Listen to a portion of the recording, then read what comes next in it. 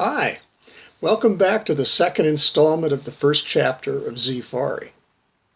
If you're all ready and comfortable, let's begin. BB loaded his own 30-30 Winchester bullets. 34 grains of powder gave him better groupings, handy when hitting a zombie's noggin. And for his first zombie of the day, BB loaded 6 bullets into the tubular magazine. Then he closed the shield and laid the barrel of the Marlin on the sandbags. He lay down on his shooting mat and brought the rifle to his head and pressed his cheek firmly into the stock. He had done this so many times, hunting deer and gators, from the time he was old enough to hold, aim, and fire little .22s, his maman's 410, and finally the Marlin that Papa gave him that he was holding right now, that the wooden stock was as soothing as a lover's shoulder.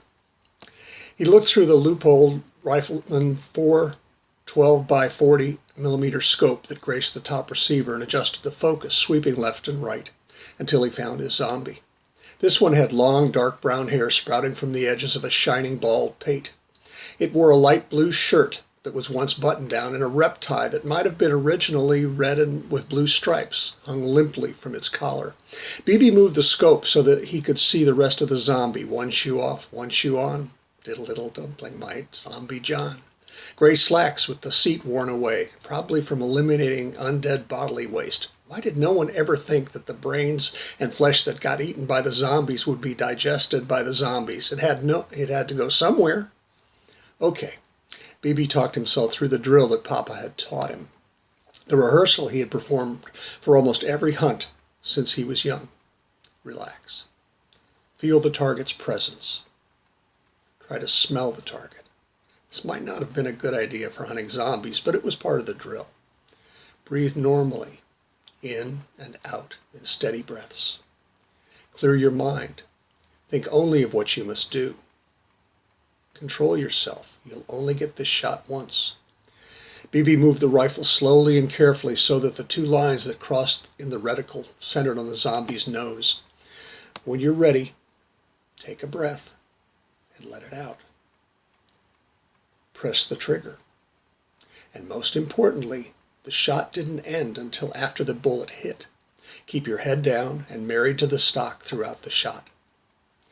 BB was a good shot. About 1/10 of a second after the trigger broke, the zombie's head exploded like a hairy gray watermelon. 100 yards was about as close to a zombie as BB wanted to get. BB stood up and cocked the rifle, readying it for its next shot. The spent casing had ejected onto a shooting mat. BB lay the gun carefully down, resting its barrel on the sandbags, and bent to pick up the casing. He put the brass into a canvas bag for reloading. He walked back to his swivel chair and sat down.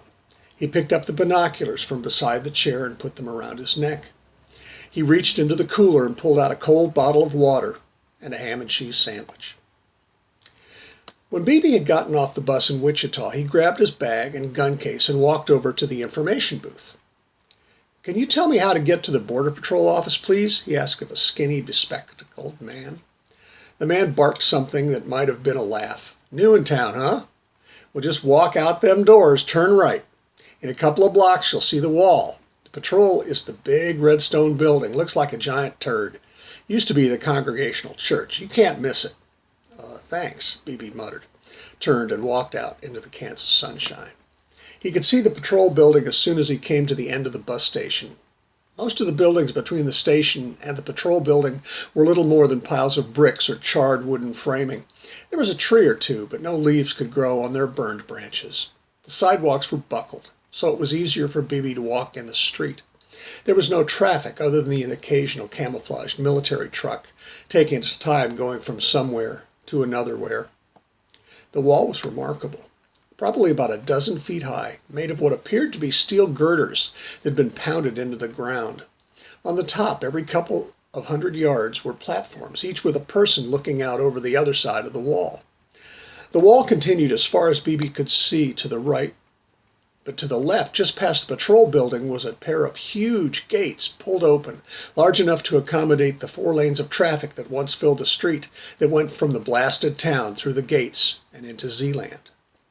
As Beebe neared the building and the gates, he saw that, just outside the gates, 2 bunkers sat guarding where the big doors would close. Inside the gates, about 50 feet back, stood 8 tanks, the barrels sticking out of their turrets, replaced with tubes not designed to use shells, and twin machine guns mounted on top of the turret within easy reach of the commander's hatch. At the top of the wall, where it met the doors, were 2 much larger platforms, each with 3 or 4 people, and weapons that Beebe had never seen before. Beebe walked to the open arched doors. These were steel, too, of the patrol building, and went inside. In what was once an entry hall, full of arches and paneled in dark wood, Beebe found a sign with the word recruits, and an arrow pointing to a small office. When he knocked on the door, a woman dressed in 3-color tan and light brown camo, Beebe thought it might be 1940s vintage frog skin, like he had bought at the Army-Navy surplus store, sitting at a metal desk, poking 2-fingeredly at a laptop, told him to come in and sit down. In front of the desk were 2 folding chairs. The room echoed his footsteps. The woman looked up. "Can I help you?" "Yes, ma'am. I read that you were looking to enlist hunters, and I'm a hunter." "Ah, for the golden glory, huh?" "No, ma'am. Well, not exactly. Well, I do want to have a good job. Down on the bayou, the gators are getting scarce, and I do want to do something to help, not just for myself," Beebe explained, and then tried to change the subject. "Why is the Border Patrol using a church?" The woman's smile softened. "Hideous, isn't it? It's an architectural style called Richardson Romanesque. The first building Mr. Richardson designed in this style was an insane asylum." "Figures." "Well, it is big and solid. It was one of the few structures in the Witch that was relatively undamaged after the battle to clear the town of the zombies, and it's close to one of the few roads that still goes out into Z-land." "Z-land?" Beebe repeated in a soft voice. "That's what we call it," the woman told him, "ever since that Herbert West came to town." She saw that Beebe was puzzled and went on. "Herbert West was a Haitian scientist who wound up in Wichita. He opened a little lab and made a quiet living, we all thought, doing all kinds of testing for the state and local government, drug tests, forensic tests, even pregnancy tests. He kept to himself. His business prospered, and he hired a local man, Felix Mentor, to do repairs on his house and keep up the lawn and garden. That's where the zombies began." "Here in Wichita?" Beebe asked incredulously. The woman nodded. "About 2 months after Mr. Mentor started working for Dr. West, Mentor died. He got home from work with a bandage on his arm. His wife asked him what had happened, and he told her that he had cut himself, sharpening pruning shears, and that Dr. West had seen to the wound, put a couple of different medicines on it, and wrapped it up. He told his wife that he was tired and was going to take a nap before dinner. When she went to wake him for chicken and dumplings, he was dead. He was buried a few days later. The day after the funeral, Mrs. Mentor went to the cemetery to put fresh flowers on Felix's grave and found dirt thrown around, and when she looked into the hole in the ground that had been her husband's grave, the coffin was broken open. She called the police. The police investigated. There had been no grave robbery in Wichita since the 1880s, when the local medical school needed corpses to study. They took Dr. West to the police station and questioned him. After 4 or 5 days, Dr. West admitted that when he saw to Mr. Mentor's wound, he treated the wound with coup de poudre and datura. "Coup de poudre?" Beebe asked. "It's basically the neurotoxin found in pufferfish, mixed with herbs, animal glands, and some say the brain tissue of a baby." West said that coup de poudre and datura would cause a man over a couple of hours to become lethargic and then immobile, his heartbeat growing fainter and fainter until his breathing seemed to stop. He would appear to be dead. Dr. West told the police that he dug up Mentor's body the night after the funeral and took it back to his lab. There, West said, he captured Mentor's T-bone, the part of Mentor's soul connected to his body. West said he took a little part of Mentor's soul, wrapped it in a piece of fabric torn from Mentor's shirt, and put it into a clay pot that he had hid. Dr. West refused to say where he had hidden the pot. The police questioned him for another 4 days, but he died before he told them anything. "The police killed him?" Beebe asked in a shocked whisper. "Well, no one's really sure. The police weren't saying, and Dr. West had no one to ask for him. His body was taken to the county mortuary, and an ad was put in the paper. No one called about him or claimed his body, and after 10 days his remains were cremated. The police searched West's house and garage and lab and yard for Mr. Mentor's body and the little clay pot, but nothing was ever found. Within a couple of weeks, reports of zombies killing people started to be heard from around the state. near Radium to the northwest, around Dodge City to the west, and in Medicine Lodge to the southwest. Videos popped up on Facebook and Twitter. Photos flooded Instagram, and even the nerds on Reddit, who started off trolling the zombie murder videos, spread the news. Local hunters quickly discovered that a zombie could be stopped by a bullet through its head or by burning the zombie to ashes. As the number of zombie kills increased, state governments actually acted.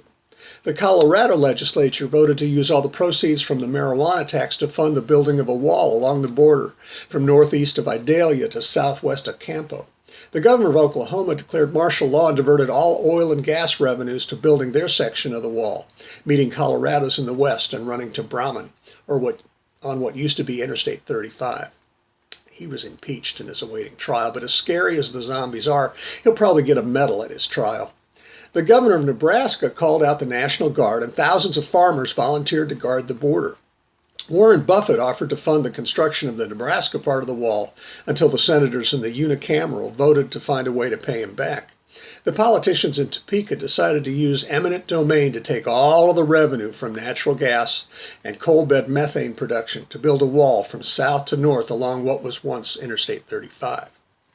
The call was sent from the Capitol asking for all able-bodied Kansans to join the militia and meet in Wichita. People flooded in, and just in the nick of time. Hundreds and hundreds and hundreds of zombies shambled toward Wichita.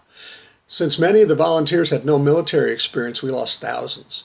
But after a battle that raged for weeks, we pushed the zombies back onto the prairie. What about the people inside the wall? Bibi asked. When the walls were built, big, beautiful doors were built into the wall, basically whenever a major road crossed into a state. There are 6 in the Colorado section of the wall, 6 in the Nebraska section, 5 in the Oklahoma section, and 7 in the Kansas section. The door here in Wichita, Route 400, but most local folks call it Kellogg for West Kellogg Avenue, is the biggest. If a person comes to one of the big, beautiful doors, he or she is taken to a quarantine facility. Luckily, we have 3 supermax prisons at Kansas, 2 in Leavenworth and 1 in El Dorado. There are 2 in Colorado and 1 in Oklahoma, but all 6 take anyone who comes to Nebraska. They're kept in solitary confinement for a month in cells with no windows. If they show no symptoms after that time, they're relocated to detention centers until they can find a job and a place to live. Since they are immigrants, the folks in Washington, D.C. allow us to house the immigrants in private detention facilities. Those bastards are making fortunes locking up folks whose only crime was to get out of Z-land alive. The cost of housing these immigrants is billed to the state the immigrant entered. Colorado, Nebraska, and Oklahoma have complained that all the immigrants are really Kansans, but they still get billed. Bibi just shook his head.